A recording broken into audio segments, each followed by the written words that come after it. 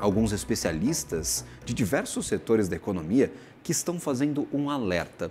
Se tudo seguir como está, o governo não vai fechar as contas neste ano, nem nos próximos anos, sem fazer o dever de casa e cortar os seus gastos. O governo tenta aumentar impostos como forma de elevar a sua arrecadação e diminuir o déficit orçamentário. As letras de crédito imobiliário e agrícola entraram na conta. Quem investe nestes fundos pode ter um imposto de renda taxado em 5% a partir do próximo ano. Para entender melhor tudo isso, a gente conversa agora com Joaquim Passarinho, deputado federal e presidente da Frente Parlamentar do Empreendedorismo. Seja bem-vindo à nossa programação. Uma ótima tarde a você. Obrigado pelo convite, Gabriel. Estamos aqui à disposição para falar sobre mais esse ataque do governo no setor produtivo. Deputado, como os investidores, de forma geral, podem ser impactados por esta possível taxação de LCA e LCI, que é a proposta do governo, está na medida provisória, que deve ser votada pelo Congresso nos próximos meses? Olha, só lembrando, isso aí já é um resultado daquele veto do final do ano passado, em que o Congresso derrubou em cima dos fundos de investimento, né? Nós deixamos sem a taxação, sem cobrar imposto dos fundos de investimento, tanto do ar como da construção civil. O governo vetou, o Congresso derrubou o veto.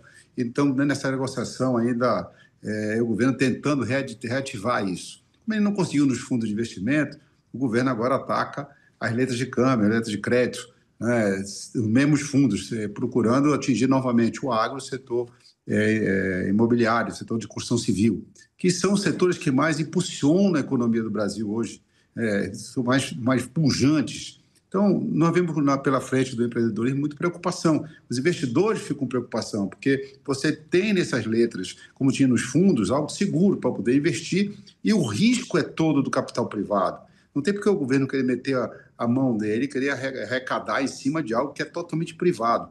Esses fundos só acontecem, essas letras só acontecem, as empresas vão atrás dessa aplicação, porque o governo não tem, você falou ainda há pouco sobre o crédito para o fundo agrícola, e ele aumentou muito menos do que cresceu o setor, muito menos que a inflação.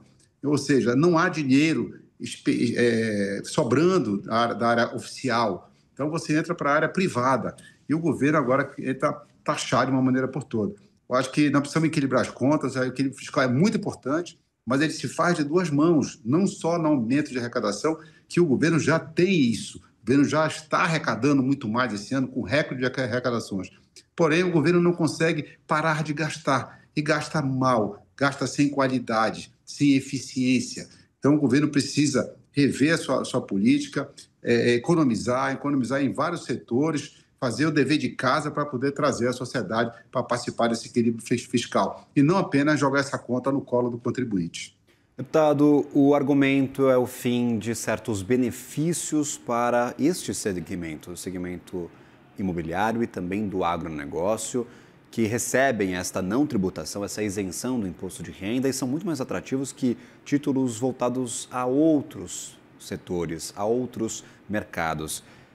Existe este benefício para estes segmentos, este privilégio de setores da economia para a captação, por exemplo, de bancos que emitem essas LCIs e LCAs? Seria talvez um caminho reduzir este privilégio, este benefício? Ou você discorda completamente deste argumento de que existe um privilégio de parte dos setores no Brasil?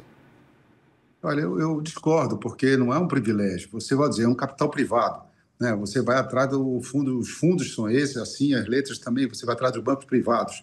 Então, o governo não tem risco nenhum nisso. O governo, se as empresas, esses investimentos não forem bem feitos, o governo não entra como socorro nisso. Então, não porque o governo tem lucro em cima disso, taxar em cima de uma operação que é uma operação vitoriosa. Essas letras e os fundos de investimento, eles estão cada ano mais crescendo e fazendo com que esses setores, justamente por causa disso, são setores de maior sucesso na economia brasileira hoje. Acho que nós temos outras coisas para fazer, nós temos muitas isenções no Brasil, acho que eu vi o ministro falando de vai mandar um pacote depois do recesso. Acho que precisamos fazer isso, mas não por medida provisória, não de uma taxação de uma maneira efetiva de uma hora para outra, e sim conversando com o Congresso. Nós esperamos que ele mande através de projeto de lei, que a gente possa analisar benefícios de setores posso estar tendo e não estão dando resultado, não há problema nenhum. Eu sou daqueles que defendo que incentivos fiscais têm que ter princípio, meio e fim, que a gente possa analisar a cada um desses e poder ajudar o governo também a arrecadar mais. Não tem problema nós ajudarmos. O Congresso tem ajudado o governo.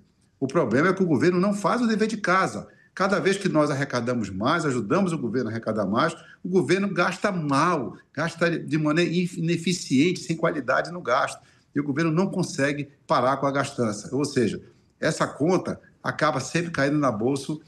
Quando cai na mão do contribuinte, é ele que paga a conta, porque se você vai encarecer o crédito para o agro e para o setor imobiliário, significa que esses preços vão ser repassados para o consumidor final, para o pagador de imposto, para a mesa, para a comida, para o imóvel, ou seja, para a sociedade como toda, que no final não é o rico que paga a conta, ele transfere essa conta para sempre para aquele que é o consumidor, que normalmente é a população mais pobre desse país.